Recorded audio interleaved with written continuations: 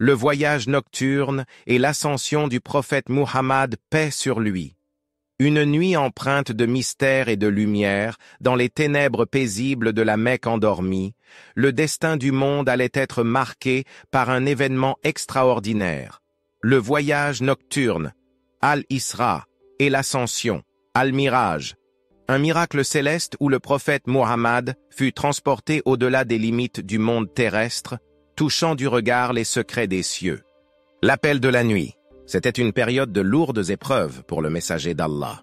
Il venait de perdre son oncle protecteur Abu Talib et son épouse Khadija, son pilier de soutien. Ses appels à l'islam rencontraient encore le mépris et la brutalité des Quraysh. Mais cette nuit-là, alors qu'il reposait près de la Kaaba ou, selon d'autres récits, dans la demeure d'Hani, un être de lumière apparut.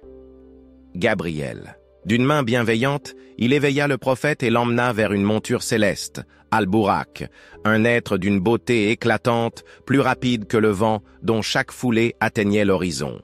Le voyage nocturne, de la Terre Sainte à Jérusalem. En un instant, le prophète fut transporté de la Mecque jusqu'à Bayt al-Maqdis, la noble Jérusalem.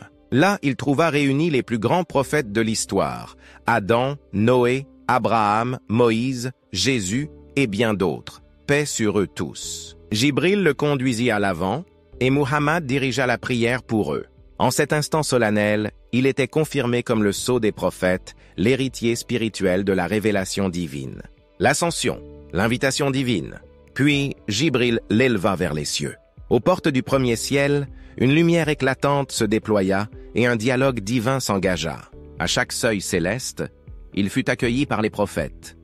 Adam au premier ciel, Jean et Jésus au second, Joseph au troisième, Idriss au quatrième, Aaron au cinquième, Moïse au sixième, et enfin Abraham au septième, adossé au Bayt al-Ma'mour, la Kaaba céleste autour de laquelle tournent les anges. Plus haut encore, Jibril s'arrêta au Sidrat al-Muntaha, l'arbre immense marquant la limite ultime de la création. Ses feuilles étaient comme des oreilles d'éléphant et sa splendeur était indescriptible. « Je ne peux aller plus loin », confia l'archange. Seul, Muhammad avança dans une dimension où nul ange ni prophète n'avait jamais mis le pied. La rencontre divine est le don de la prière. Dans cette proximité transcendante, Allah s'adressa directement à son messager. Il lui offrit un présent inestimable.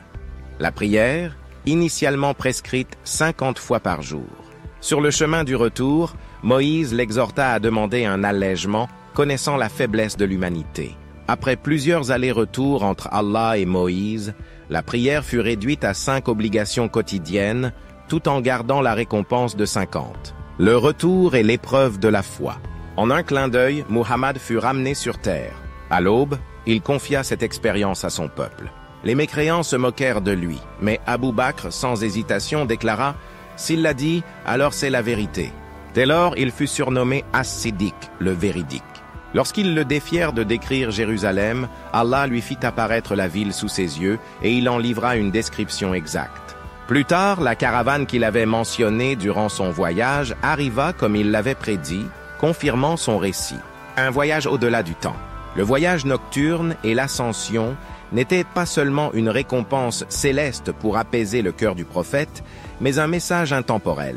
Il affirmait l'unité du message divin, l'importance de la prière et la réalité du monde invisible.